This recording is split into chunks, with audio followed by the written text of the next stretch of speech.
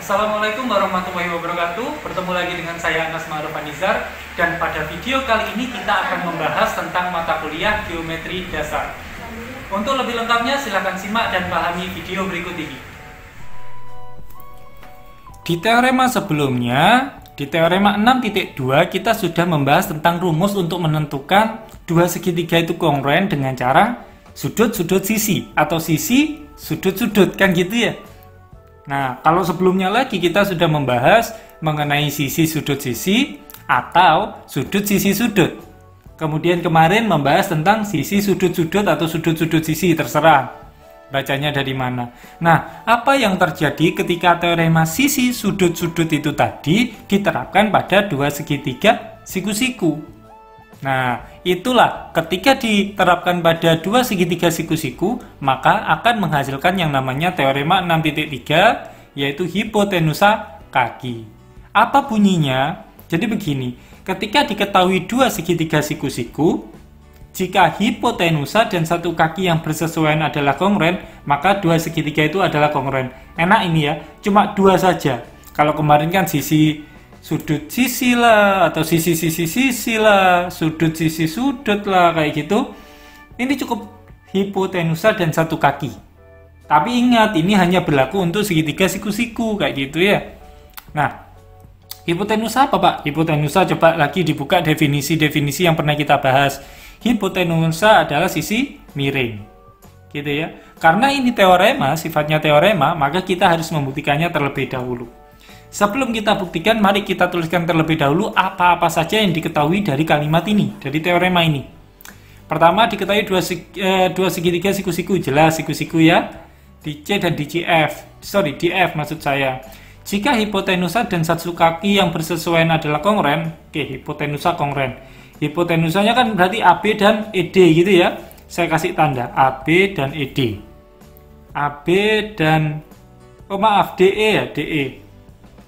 AB dan DE itu kongruen gitu ya. Boleh kalian pakai tanda sama, boleh pakai tanda gini, boleh, terserah ya. Pokoknya AB dan DE itu kongruen. Kemudian apalagi, satu kakinya juga kongruen.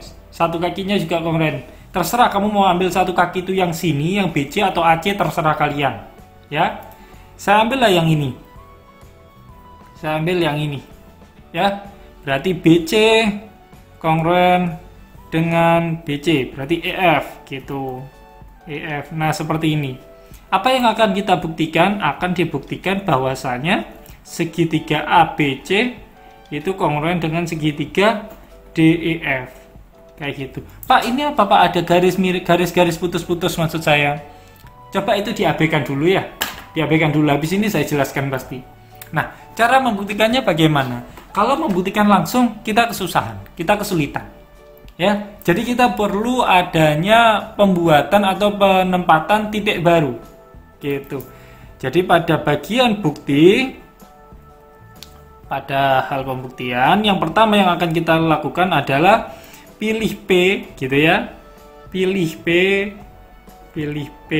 besar, berarti titik. Kita akan membuat titik P pada sinar yang berlawanan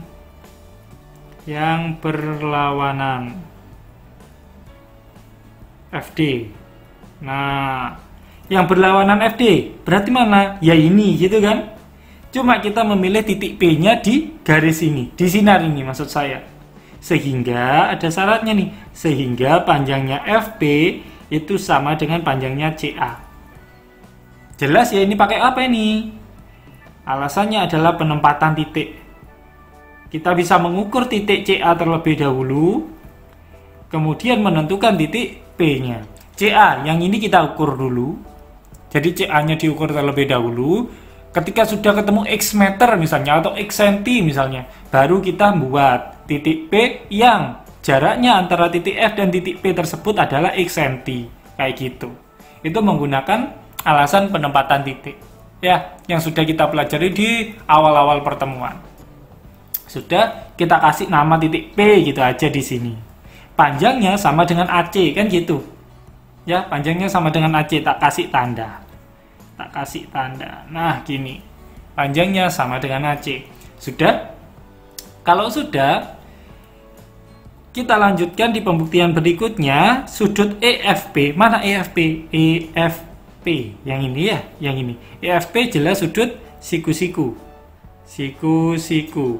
Itu menggunakan teorema 3.8. Apa bunyi teorema 3.8? Ketika salah satu sudutnya membentuk siku-siku, maka dia akan membuat, ketika ada dua garis maksud saya, kemudian salah satu sudutnya itu siku-siku, maka dia akan membentuk 4 sudut siku-siku yang lain.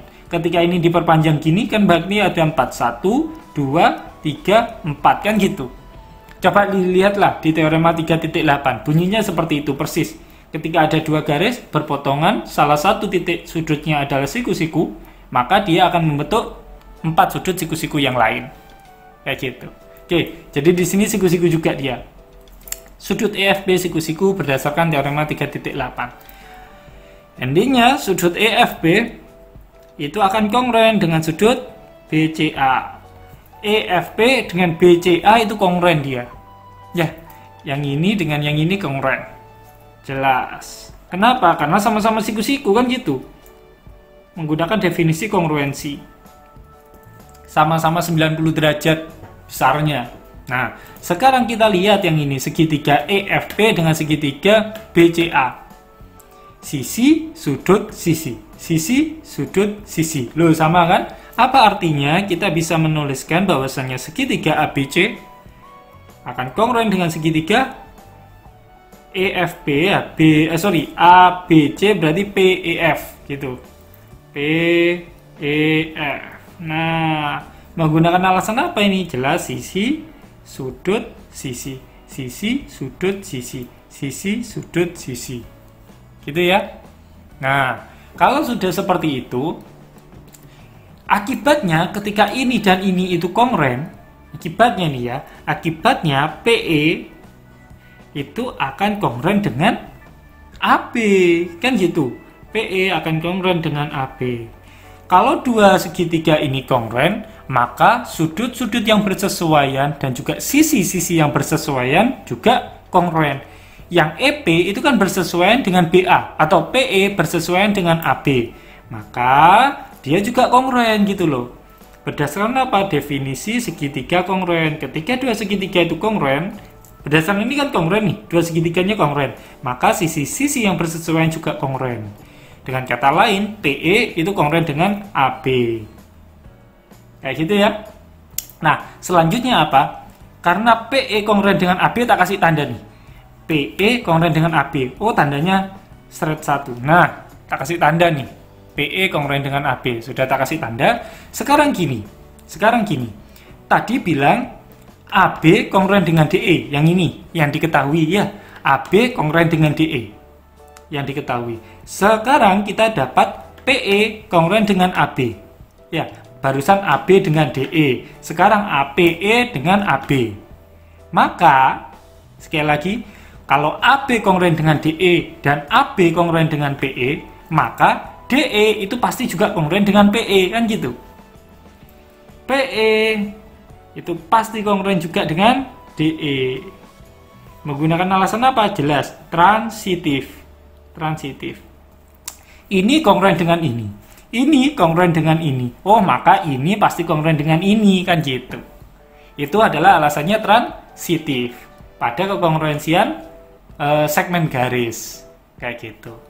Oke, selanjutnya apa artinya? Ini kan sama ya tadi ya, tak kasih tanda sama ini. Straight ini ya. Nah, sekarang kalian perhatikan nih segitiga DEP.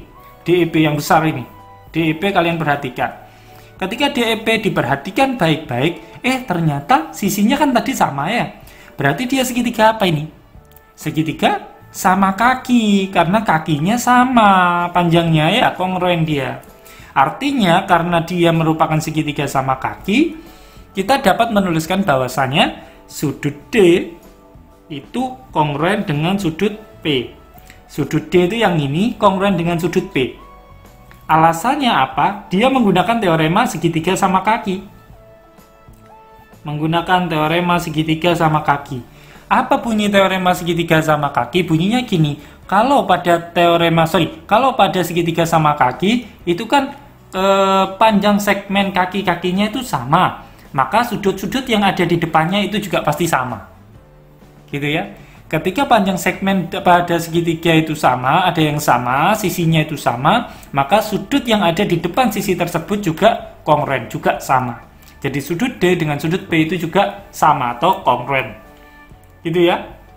Oke, yang ini ternyata kongruen dengan ini. Sudah. Apa endingnya? Sekarang kalian perhatikan segitiga EDF dengan EPF, ya. Atau PEF dengan DEF, kalian perhatikan. Kan ini memenuhi kaidah apa? Sudut sisi.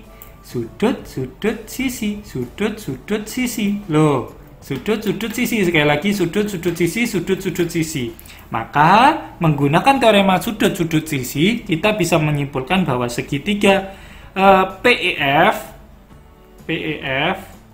dia kongruen dengan segitiga DEF. Kayak gitu, menggunakan sudut sisi, teorema sudut sisi, atau sisi sudut terserah kalian bacanya dari mana. Kalau sisi sudut ya sisi sudut sisi sudut kan sama ya, gitu. Nah sekarang atau gini juga bisa nih, maaf, sudut sisi gitu, sudut sisi, soalnya yang ini kan kita masih belum tahu ya dia sama atau enggak, jadi sudut sisi kayak gitu, atau sisi sudut kan sama ini sama dengan ini sama dengan ini sama dengan ini ya, berarti bisa pakai sisi sudut atau sudut sisi, terserah kalian mau pakai yang mana. Nah tadi kita sudah punya dua ini, yang ini dan yang ini, coba kalian lihat ya. Katanya nih dari yang sini ABC dan PEF itu kongruen. ABC dan PEF itu kongruen. Jadi segitiga yang ini dengan segitiga yang ini itu kongruen. Dari yang bawah PEF dan DEF itu kongruen. Ini kongruen dengan ini kongruen dengan ini. Maka pastilah ini kongruen dengan ini. Pakai alasan apa? Tentunya pakai alasan transitif. Jadi kita bisa tahu segitiga ABC itu akan kongruen dengan segitiga DEF menggunakan transitif. Nah kayak gini, transitif kongruensi pada segitiga kayak gitu ya. Yang ini loh, ABC kongruen dengan PEF kongruen dengan DEF, maka ABC pasti kongruen dengan DEF, itu menggunakan transitif gitu ya. Itu pembuktian tentang teorema 6.3 mengenai hipotenusa kaki. Jadi kalau misalnya ada segitiga siku-siku, dua segitiga siku-siku, hipotenusa dan satu kaki yang bersesuaian itu kongruen, pasti dua segitiga itu adalah kongruen. Kayak gitu, itu bunyi teorema 6.3. Oke, kita lanjutkan ke teorema 6.4. Teorema 6.4 ini berbunyi begini. Jika dua sisi segitiga tak kongruen, ya, ada dua sisi nih pada segitiga tidak kongruen, entah itu ini dengan ini dengan ini, terserah yang manapun, pokoknya ada dua sisi dan panjangnya tidak sama kayak gitu, maka dua sudut di depannya itu juga tidak sama. Intinya kayak gitu. Kalau kemarin yang kita sudah membuktikan bahwasanya apa? Bahwasanya kalau misalkan ada dua sisi pada segitiga itu kongruen, maka sudut-sudut yang ada di depannya juga kongruen, kan gitu. Kalau di sini jika dua sisi segitiga itu tak kongruen, maka sudut di depannya itu juga tidak kongruen. Jadi itu bunyinya. Bunyi dari teorema 6.4 ini. Oke. Dan ada kelanjutannya, sudut yang lebih besar berada di depan sisi yang lebih panjang. Gitu ya. Kalau sudutnya lebih besar, kalau di sini itu lebih besar, misalnya lebih besar ini ya, maka dipastikan bahwasanya sisi yang ada di depan sudut yang lebih besar itu pasti lebih panjang. Itu bunyi dari teorema 6.4 nih. Kan gitu.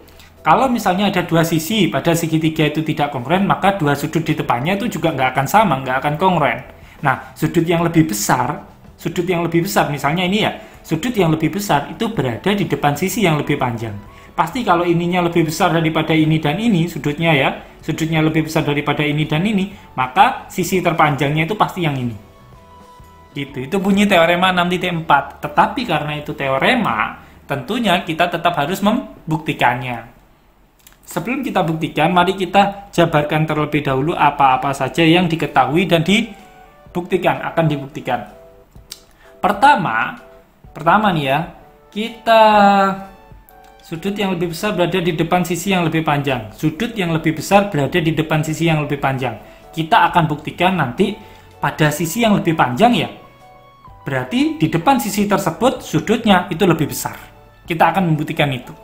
Jadi kita buat dulu terlebih dahulu di sini misalnya ya, AB dan AC biar jelas. Jelas sekali kan gambarnya, AB itu yang lebih panjang ya. Diketahui AB lebih dari AC. Gitu ya. AB lebih panjang daripada AC. Nah, kita akan buktikan nanti bahwasannya apa? Kita akan buktikan bahwasannya besar sudut dari ACB. AB itu kan yang ini. ACB itu sudut yang ada di depannya, yang ini. Ya, di depannya AB kan ACB. Sudut ACB itu akan lebih besar daripada sudut yang ini, ABC ya. Sudut ABC. Nah, kayak gini. Ini yang akan kita buktikan. Oke? Jadi itu yang akan kita buktikan berdasarkan teorema 6.4 yang berbunyi sudut yang lebih besar itu berada di depan sisi yang lebih panjang. Karena sisi yang lebih panjang adalah AB, AB kan lebih panjang dari AC ya. Nah, maka nantinya sudut yang ada di depan AB yaitu sudut ACB itu lebih besar daripada sudut yang ada di depan AC yaitu ABC. Ini yang akan kita buktikan. Kayak gitu bunyinya. Oke, gimana Pak cara membuktikannya? Pertama tetap apa? Bukti kita akan menempatkan suatu titik gitu ya. Kita pilih titik D, pilih titik D. Nah gini, pada pada garis AC atau pada sinar AC, jadi ini perpanjangannya ini, sehingga AD sama dengan AB kayak gitu. AB, nah kayak gini. AB kan panjang nih, sinar AC pendek, lebih pendek kan diketahui nih, AB lebih dari AC. Maka ketika kita membuat titik D pada sinar AC berarti kan bisa diperpanjang ke sini terus kan gitu. Nah, sehingga AD itu sama dengan AB. AB itu kan segini. Nah, kita cari nih titik D sehingga AB-nya sama dengan AD. Sama. Alasannya adalah penempatan titik. Pertama, kita ukur terlebih dahulu AB-nya itu berapa senti, ya, berapa meter, tergantung satuannya apa. Ketika sudah diketahui X meter atau X senti, barulah kita cari titik D yang diukur dari A, sinar AC maksud saya, yang jaraknya itu juga ternyata X centimeter. Ketemulah titik D di sini. Gitu ya. Dan jadi sekarang AB itu sama dengan AD, ya. Yang ini, tanda ini itu untuk AD loh ya, bukan CD loh ya, AD sekali lagi. Oke, sampai situ paham ya? Nah, ketika sudah kita punya AB itu kongruen dengan AD sama dengan AB yang ini, maka kita bisa menyimpulkan, apalagi besar sudut dari ABD, mana ABD? ABD, ya, akan sama dengan besar dari sudut ABD. Ya, ABD yang ini ya, ABD itu yang ini sampai sini itu akan kongruen dengan ADB. Soalnya apa? Loh ini loh sisi-sisi yang ada di depannya itu kongruen, maka sudut-sudut yang ada di depannya itu pasti juga kongruen. Itu menggunakan teorema segitiga sama kaki. Kayak gitu bunyinya nih.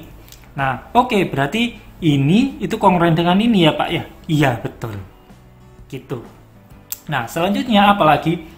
AD coba ini ya. AD itu lebih dari AC. Gitu kan? Dari mana Pak? Ini kita substitusikan saja. Diketahui kan AB lebih dari AC nih. Ya, AB lebih dari AC. Kemudian di sini itu AD sama dengan AB. Jadi AB yang ini tak ganti dengan AD. Maka kita dapat bahwasannya AD itu lebih dari AC. Jadi yang ini AB-nya itu diganti AD. Alasannya ya biasa substitusi. Kayak gitu. AD lebih dari AC. Selanjutnya apa yang terjadi? Nah, C itu kan di antara A dan D. Kan gitu. A dan D. C itu kan ada di antara A dan D. Ya, Alasannya adalah teorema 1.1, jelas sekali. Yang teorema 1.1 itu yang bilang kalau misalnya ada X kurang dari Y kurang dari Z itu ya, kan kita bisa menempatkan X-nya di sini, Y-nya di sini, Z-nya di sini. Gitu. Ya, X-nya itu 0, misalnya C-nya itu berapa, ini berapa, kan selalu kalau misalnya kita berbicara tentang segmen garis itu kan positif. Makanya X kurang dari Y kurang dari Z. Kayak gitu. Jadi kita bisa menempatkan X, Y, Z di teorema 1.1 itu sehingga kita bisa meyakinkan bahwasanya C itu ada di antara A dan D. Gitu ya. Coba dibuka lagi teorema 1.1. Jadi C itu ada di antara A dan D. Oke. Nah, C itu ada di antara A dan D. Selanjutnya C itu terletak pada interior dari sudut ABD. Mana ABD? ABD itu kan yang ini. C-nya itu kan ada di dalam sudut ini, maksudnya kan berarti titik interior dia. Ya, kalau ini sudut loh ya, bukan segitiga loh ya. Sudut ABD, seret ini kan. Kalau sudut berarti ya ininya bisa diperpanjang ke sana, ininya bisa diperpanjang ke sana. Jadi C yang ada di antara A dan D itu merupakan interior pada sudut ABD. Gitu ya. Menggunakan teorema apa? Menggunakan teorema 5.5 yang mengatakan bahwasanya kalau misalnya C itu terletak pada antara A dan D, maka kemudian jika ada garis B di luar segmen garis AD, maka C itu pasti terletak pada interior ABD. Kayak gitu. Ya. Kayak gitu bunyinya. Coba dilihat lagi teorema 5.5, baru kemarin kita membahasnya. Yang intinya kalau ada suatu titik di antara titik A dan D, kemudian ada titik lain tidak pada garis ini, entah itu di sini, entah itu di sini, entah itu di sini, di sini terserah, maka titik C itu yang ada di antaranya tadi akan menjadi atau akan terletak pada interior sudut ABD atau ABD, terserah ABD, terserah letaknya B-nya itu di mana. Gitu ya. Itu teorema 5.5. Nah, selanjutnya kita menggunakan penjumlahan titik nih. Kita menggunakan penjumlahan titik bahwasanya besar sudut ABD yang ini, ABD ini ya, yang besar ini ya, ABD. Jadi yang ini itu kan sama dengan besar sudut ABC ya. ABC ditambah CBD. Besar sudut ABC ditambah besar sudut CBD. Biasa penjumlahan sudut. Menggunakan penjumlahan sudut. Oke, sudah. Menggunakan penjumlahan sudut sudah ya. Nah, sekarang berdasarkan definisi lebih dari, katanya kalau kita berbicara sudut di sini yang kita bahas kan antara 0 sampai 180 nih. Ya, nggak ada yang negatif. Kalau nggak ada yang negatif, artinya apa?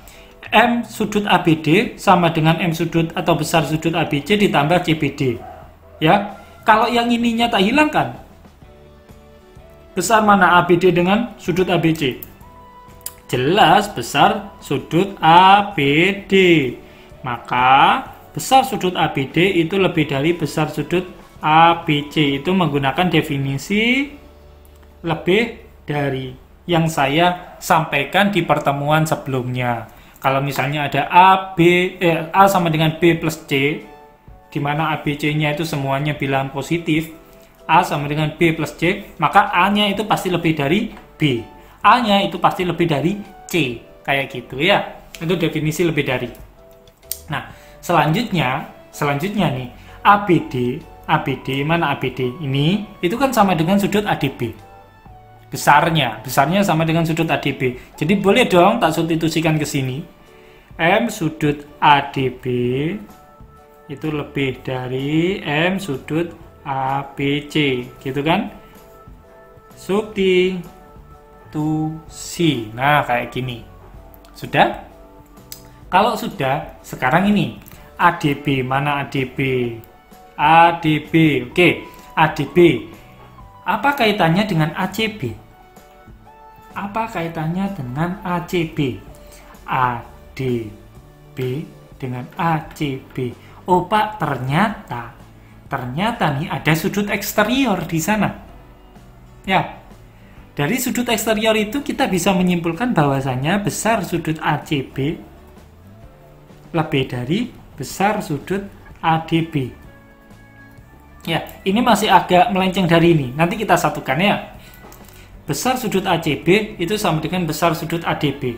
Kok bisa Pak? Iya, menggunakan teorema 6.1 tentang sudut eksterior. Tentang sudut eksterior. Nah, gini. Sudut yang ini, ketika kita melihat ya, sudut ACB itu kan yang ini. Ya, sudut ACB.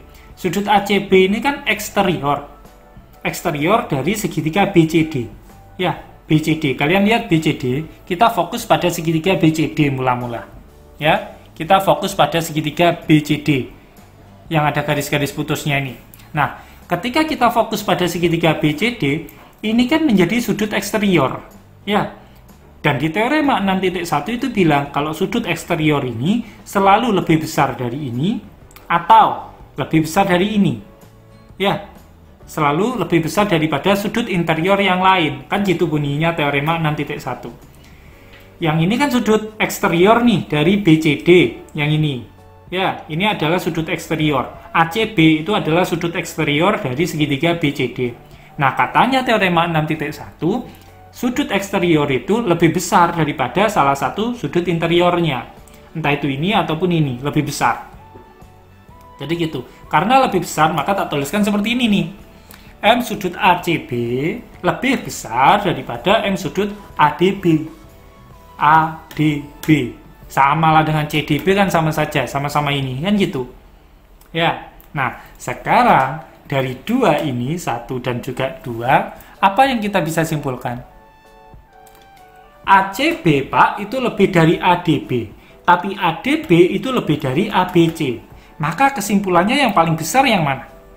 Yang paling besar berarti ya ACB. Loh, ini loh katanya ADB itu lebih besar daripada ABC. Ternyata masih kalah besar dengan ACB. Berarti paling besar adalah ACB. Kayak gitu, lebih besar daripada yang paling kecil, sudut ABC. Kan gitu. Ini lebih dari ini lebih dari ini. Padahal ini dan ini tuh sama kan, ADB. Maka ini M sudut ACB maksud saya itu lebih besar daripada M atau besar sudut ABC yang ini dah, gitu ya. Ini menggunakan transitif. Oh Pak, ternyata pada operasi lebih dari itu juga berlaku transitif ya? Iya, juga berlaku transitif. Gitu ya. Nah, setelah ada ini, kita sudah berhasil membuktikan apa yang akan kita buktikan, yaitu ini kan gitu. Sudah terbukti. Gitu. Jadi sudah jelas dan sudah pasti bahwasanya ketika sisinya itu lebih besar, maka sudut yang ada di depannya itu juga pasti lebih besar. Gitu ya. Karena karena sisi AB itu lebih panjang daripada sisi AC, maka sudut ACB yang ada di depan sisi AB itu juga lebih besar daripada sudut ABC yang ada di depan sisi AC. Gitu. Itu bunyi dari teorema 6.4. Gitu ya. Oke, kalau sudah paham, kita akan melanjutkan di teorema 6.5. Di teorema 6.5, coba diperhatikan di teorema 6.5. Di teorema 6.5 ini kita akan membuktikan kebalikannya, ya. Jika dua sudut itu tidak kongruent pada segitiga ya, jika dua sudut pada segitiga itu tidak kongruent, maka dua sisi di depannya itu tidak kongruent. Nah, yang membedakan dengan teorema sebelumnya, di teorema 6.4 yang ini, adalah ini. Sisi yang lebih panjang berada di depan sudut yang lebih besar. Kalau ini kan tadi membuktikan kebalikannya nih. Sudut yang lebih besar berada di depan sisi yang lebih panjang. Berarti kita bermainnya berawal dari sisinya terlebih dahulu. Ketika sisinya lebih panjang AB, maka sudut yang ada di depan AB itu lebih besar daripada sudut yang ada di depan AC. Kan gitu. Nah, kalau di teorema 6.5 itu berlaku kebalikannya. Nanti kalian silahkan ini dibuat latihan, tak kasih ancer-ancernya saja cara membuktikannya. Kalau di sini itu berangkatnya dari sisi dan yang akan dibuktikan sudut, Kalau ini kebalikannya, kita berangkatnya dari sudut. Ya, ketika kita berangkatnya dari sudut, ketika M sudut mana ya? Misalnya sudut C gitu ya. Misalnya sudut C itu lebih besar daripada besar sudut B yang ini. Ketika ininya itu lebih besar daripada yang ini, akan dibuktikan bahwasanya apa? AB-nya itu lebih dari AC. Sudut C depan sisinya kan AB, sudut B depan sisinya kan AC. Karena sudut ini itu lebih besar dari sudut ini, maka panjangnya ini juga seharusnya lebih panjang daripada yang ini. Itu yang akan kita buktikan. Bagaimana cara membuktikannya? Akan sangat kesulitan jika kalian menggunakan bukti langsung. Maka gunakan bukti tidak langsung. Ya, sekali lagi gunakan bukti tidak langsung. Kalau bukti tidak langsung itu kan berangkat dari kesimpulan, tetapi dinegasikan, kan gitu ya. Kesimpulannya adalah AB lebih dari AC. Maka kita buat pengandaian, andai AB tidak lebih dari AC. Nah, gini. Kalian nanti berangkatnya dari sini, pakai pengandaian. Andai AB tidak lebih dari AC, maka muncul dua kasus. Kalau tidak lebih dari kan bisa jadi dia sama dengan, bisa jadi dia AC-nya yang lebih dari AB. Gitu ya, AC-nya yang lebih besar. Kalau nggak ini. Nanti kalian buat kasus nih, kasus ini, kasus yang pertama, ini kasus yang kedua. Kalian buktikan bahwa dua-duanya terjadi kontradiksi. Kalau dua-duanya terjadi kontradiksi, maka pengandaian ini itu salah. Kalau pengandaian ini salah, maka yang akan dibuktikan adalah benar. Kayak gitu. Caranya gimana? Coba aja kalian utek-utek ini. Segitiga ini, kalau AB-nya sama dengan AC, oh AB sama dengan AC. Maka apa yang terjadi? Hubungkan dengan teorema segitiga sama kaki. Sama kaki, selesai sudah. Apa bunyi teorema segitiga sama kaki? Coba dilihat sendiri ya, biar kalian sedikit bernalar di sini nanti. Cuma sudah selesai kok langkah yang pertama ini. Untuk membuktikan yang pertama, kasus pertama itu sudah selesai di sini.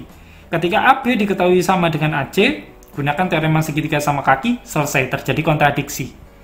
Kontradiksinya di mana? Kalian lihat saja. Ya. Nah, kemudian apa? Kalau kasus kedua, kalau AC lebih dari AB, apa artinya? Gunakan teorema sebelumnya tentang 6.4. Terjadi kontradiksi enggak? Harusnya baik itu di kasus pertama maupun kasus kedua akan terjadi kontradiksi. Kalau terjadi kontradiksi, ininya itu pengandaian awalnya itu salah. Kalau pengandaian awalnya itu salah, maka yang ini yang benar, kan gitu. Sudah, itu saja. Silakan ditulis yang lengkap untuk teorema 6.5. Sudah saya kasih clue nih. Menggunakan teorema segitiga sama kaki untuk kasus pertama dan menggunakan teorema 6.4 sebelumnya untuk kasus yang kedua. Gitu ya. Itu teorema 6.5. Ya, kita lanjutkan di teorema 6.6. Jadi begini nih. Di teorema 6.6 itu kalau misalnya ada ruas garis ya, ini ruas garis terpendek yang menghubungkan titik ke garis adalah luas garis yang tegak lurus. Jadi gini misalnya, abaikan dulu ada garis PQ dan PR ini diabaikan ya. Anda ini nggak ada. Jadi ini kalian misalkan nggak ada garisnya ini ya. Jadi yang ada itu cuma garis L. Garis L ini ya, yang panjang ini dengan titik P yang ada di sini.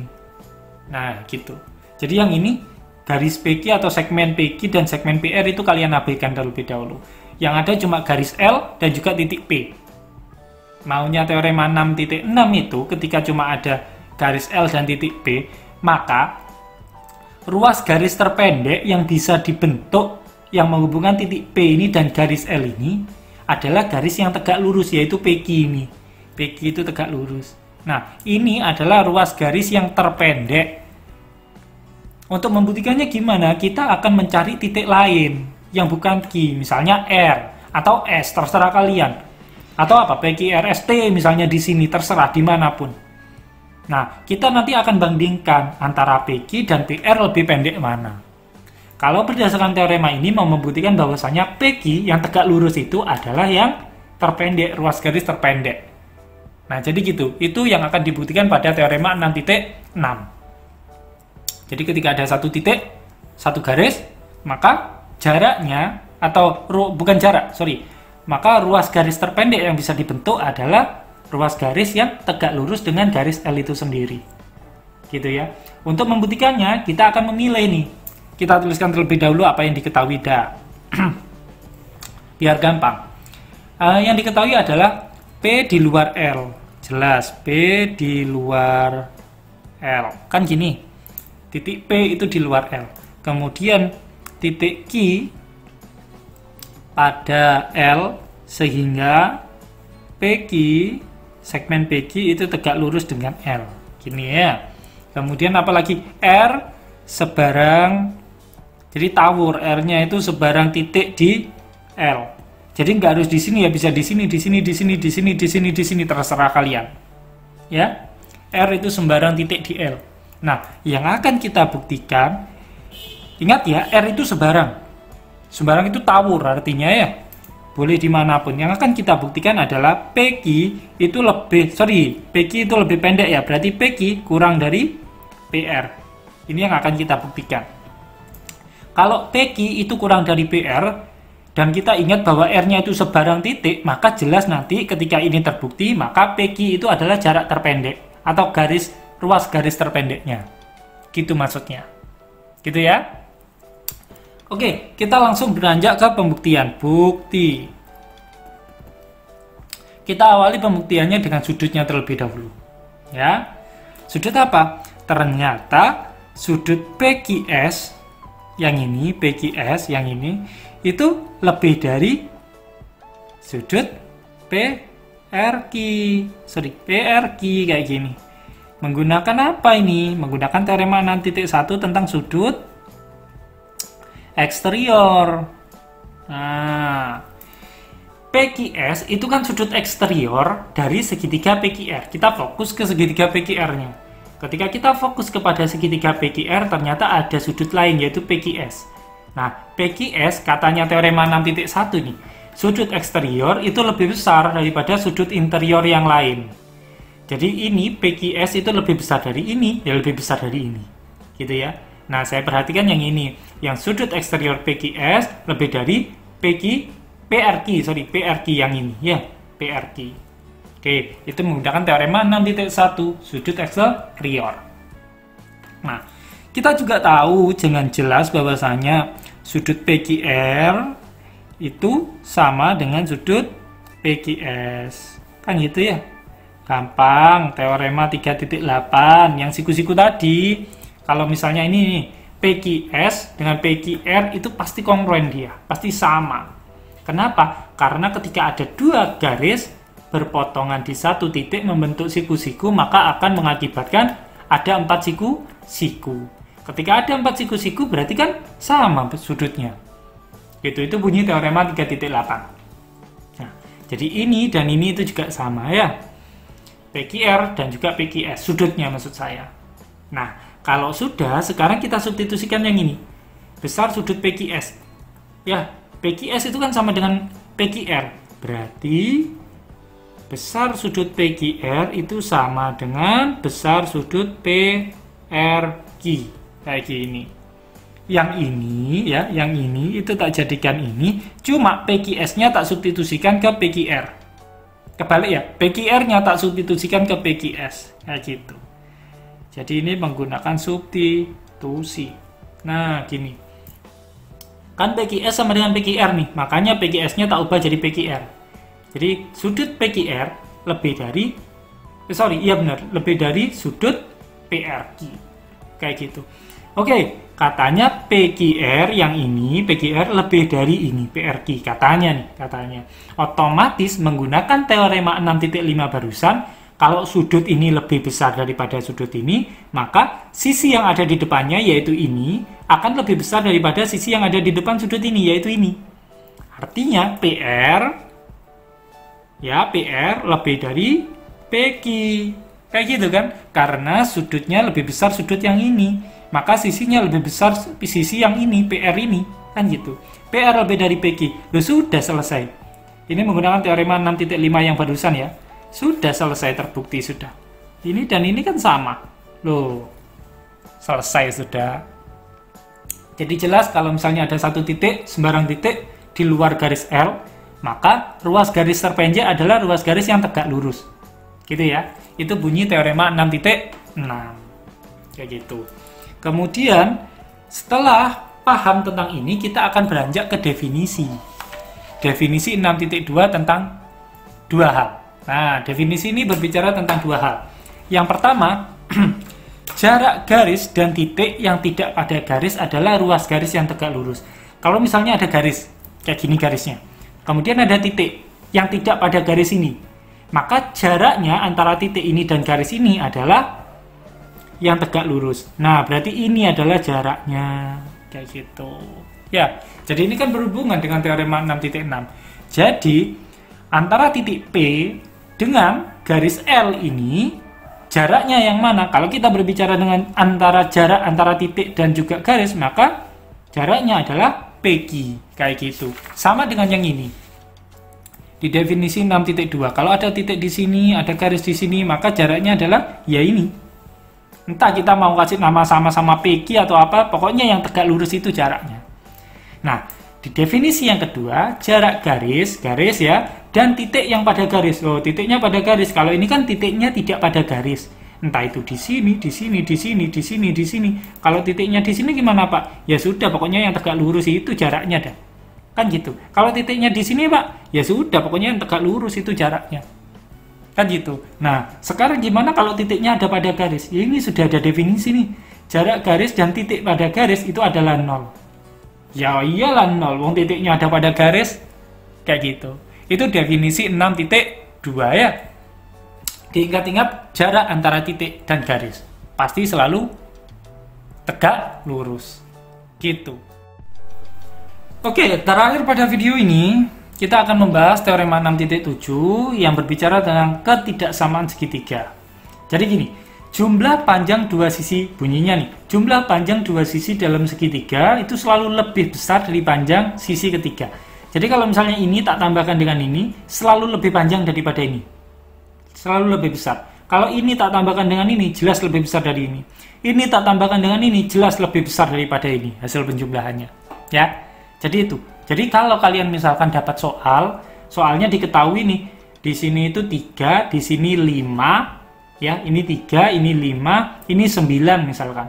3 tambah 5, 8. Kok nggak lebih besar daripada 9? Berarti soalnya yang salah. Gitu ya. Kebanyakan orang gitu. Sering bikin soal, tetapi ternyata soalnya salah. Karena nggak tahu teorema 6.7 ini. Bahwasanya, ketika ada ketika ada satu segitiga, dua sisinya itu dijumlahkan selalu lebih besar daripada selalu lebih besar daripada sisi ketiga. Ini tambah ini pasti lebih besar dari ini. Ini tambah ini pasti lebih besar dari ini. Ini tambah ini pasti lebih besar daripada ini. Nah, karena itu teorema, sekali lagi karena itu teorema tetap harus kita buktikan. Kita beranjak dari yang diketahui terlebih dahulu lah. Yang diketahui terlebih dahulu apa? Ya nggak ada, cuma segitiga ABC gitu ya. Segitiga ABC, oke. Yang akan kita buktikan apa? Terserah kamu milih sisi yang mana yang untuk dijumlahkan. Saya sekarang milih sisi AB plus BC lah. Soalnya yang kelihatan bukan sisi terpanjang, AB dan BC. AB dan BC kalau dijumlahkan akan lebih dari AC. Itu yang akan kita buktikan. Ya, itu yang akan kita buktikan. Mari kita buktikan sama-sama. Oke, bagaimana cara pembuktiannya? Abaikan dulu titik-titik yang ada di sini. Nah, sekarang pembuktiannya adalah pilih titik D maksud saya pada sinar BC atau sinar CB. Nah, jadi kita pilih titik D nih. Pilih titik D di sinar CB. Loh Pak, kalau memilih titik D itu kan bisa di sini. Nah, sehingga B di antara D dan C. Kayak gini. Jadi kalau sudah bilang B itu ada di antara D dan C, berarti nggak mungkin kita bisa menempatkan D-nya itu di sini. Pasti D-nya itu di sini, kan gitu. Di sini itu D-nya. Nah. Oke, pilih D pada CB, pada sinar CB, sehingga B-nya di antara D dan C. B-nya itu ada di antara D dan C. Bisa jadi D-nya di sini, bisa jadi D-nya di sini, D-nya di sini, D-nya di sini, D-nya di sini, terserah. Ya. Nah, kasih syarat lagi. Syaratnya apa? AB itu sama dengan DB. AB yang ini itu sama dengan DB. Kita ukur AB-nya X cm, baru kita menentukan titik D-nya. Yang juga sama-sama X cm. Oh, ketemu Pak di sini ternyata titik D-nya misalkan. Oh ya sudah, ini sama ini itu sama. Nih, tak kasih tanda sama nih. Ya. Ini sama ini, penempatan titik. Penempatan titik. Nah, kayak gini. Ya, sudah ya. Jadi kita memilih titik D pada sinar CB sehingga B-nya itu ada di antara D dan C, dan panjang AB itu sama dengan panjang BD atau DB. Sudah? Kalau sudah, sekarang kita lihat DC. DC ya, DC yang panjang. DC itu kan sama dengan DB ditambah BC. Kan gini kan? Ya. Ini apa? Gunakan definisi titik 1 titik 1 tentang keantaraan titik itu. Keantaraan titik. Keantaraan titik. Jelas ya? Kalau misalnya titik B itu ada di antara D dan C, pasti DC itu sama dengan DB ditambah BC. Itu bunyi definisi 1 titik 1 tentang keantaraan titik. Sudah? Kalau sudah, kita substitusikan DC, ini. DB itu kan sama dengan AB. DB itu tak ganti AB. AB ditambah BC. Nah, kayak gini. Seret kayak gini. Ini biasa substitusi. Substitusi. Nah, kayak gini. Sudah selesai sampai sana. Sekarang sudutnya bagaimana? Coba kalian lihat. Besar sudut DAB, ya, DAB yang mana Pak? DAB itu yang ini. DAB, ya. DAB ditambah besar sudut BAC. BAC yang ini, itu kan sama dengan besar sudut DAC, kan gitu. DAC yang ini, ya, DAC yang ini, itu sama dengan DAB ditambah BAC yang ini. Jelas ya penjumlahan sudut. Penjumlahan sudut kayak gini. Nah, penjumlahan sudut. Jadi DAC yang besar ini, DAC ya, yang ini DAC itu adalah penjumlahan antara sudut DAB yang ini ditambah dengan sudut BAC yang ini. Oke, itu menggunakan penjumlahan sudut. Nah, sekarang kita bisa tahu menggunakan definisi kurang dari atau definisi lebih dari, terserah kalian menggunakan yang mana, bahwasanya besar sudut DAB pastilah kurang dari besar sudut DAC. Kayak tadi ya, persis ya, ini ditambah ini sama dengan ini. Otomatis kalau ininya hilang, ya pasti lebih besar yang inilah. Gitu ya, soalnya kita berbicara sudut antara 0 sampai 180. Gitu loh. A ditambah B sama dengan C. Maka C-nya itu pasti lebih besar daripada A ataupun lebih besar daripada B. Nah, itu. Ini definisi, boleh kalian bilang definisi kurang dari karena tandanya kurang dari. Boleh menjadi definisi lebih dari kalau misalnya M sudut DAC-nya itu sebelah sini, kemudian penjumlahan ini ada di ruas sebelah kanan. Kayak gitu. Nah, sekarang kita punya besar sudut DAB itu kurang dari besar sudut DAC. Ya. Besar sudut DAB itu kurang dari besar sudut DAC. Nah, sekarang kita lihat segitiga yang ini, segitiga ABD, ya, segitiga ABD. Ternyata segitiga ABD itu merupakan segitiga sama kaki. Ya, soalnya kakinya sama. AB dan DB itu sama. Maka kalau sisinya sama, sudut yang ada di depannya kan juga sama. Ya, apa sudut yang ada di depannya? Sudut ADB dan sudut DAB. ADB yang ini dengan BAD atau DAB terserah yang manalah. Sama aja kan BAD dengan DAB sama-sama yang ini. Jadi ADB yang ini itu tak kasih ya, yang ini ADB akan sama dengan BAD atau DAB terserah yang ini. Soalnya sisi yang ada di sini itu kongruen dia. Maka sudut yang ada di depannya juga kongruen. Itu menggunakan teorema segitiga sama kaki kan? Sama kaki, kayak gini. Nah, sekarang karena ininya sama, DAB yang ada di sini itu ternyata sama dengan ADB. Maka yang ini tak tulis lagi, tetapi tak substitusikan nih. Sudut DAB-nya, besar sudut DAB tak ganti dengan ini. Besar sudut ADB, kelihatan, oh sorry, nggak kelihatan. Ya, DAB yang ini tak substitusikan dengan ini karena sama. Jadi besar sudut ADB kurang dari besar sudut DAC. Ini alasannya biasa, substitusi. Nah, kayak gini. Ya, apa yang terjadi sekarang? Besar sudut ADB lebih dari besar sudut DAC. Sudut ADB itu yang mana sih? ADB itu yang ini, Pak. Gitu ya, sorry, nggak kelihatan. ADB itu yang ini, Pak. Kalau DAC itu yang ini, Pak, yang besar ini. Sekali lagi, barusan yang ini dan yang besar ini. Kan gitu barusan ya. Apa akibatnya kalau sudutnya itu lebih besar yang DAC daripada ADB? Berarti sisi yang ada di depan sudut DAC itu juga lebih besar daripada sisi yang ada di depan sudut ADB. Oke, sisi yang ada di depan DAC itu yang mana? DAC itu yang ini ya Pak ya, yang besar. Maka sisi yang ada di depannya yang besar ini adalah DC Pak. Oke, DC kita tulis DC. Gini ya. Lebih besar dari sisi yang ada di depan sudut ADB. Mana depannya sudut ADB?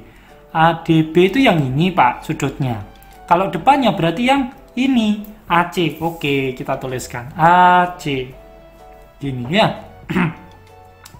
AC kurang dari DC gitu ya. Menggunakan teorema 6.5 yang tadi. Kalau sudutnya lebih besar, maka sisi yang ada di depannya juga lebih besar. Kayak gitu. Sekarang kita punya nih AC kurang dari DC. Nah, kita juga tahu kalau DC di sini DC itu sama dengan AB ditambah BC. Jadi tak substitusikan DC yang ada di sini ke DC yang ada di sini. Jadi kita punya AC itu kurang dari DC-nya tak ganti yang ini. AB ditambah BC. Nah, gini ya. DC-nya jadi yang ini. Nah, gini. Berdasarkan yang ini kan. Nah, kan sama. Ya, ini menggunakan biasa substitusi. Sudah nggak kerasa sudah terbukti bahwasannya AC kurang dari AB ditambah BC kan sama ini dengan apa yang mau dibuktikan nih.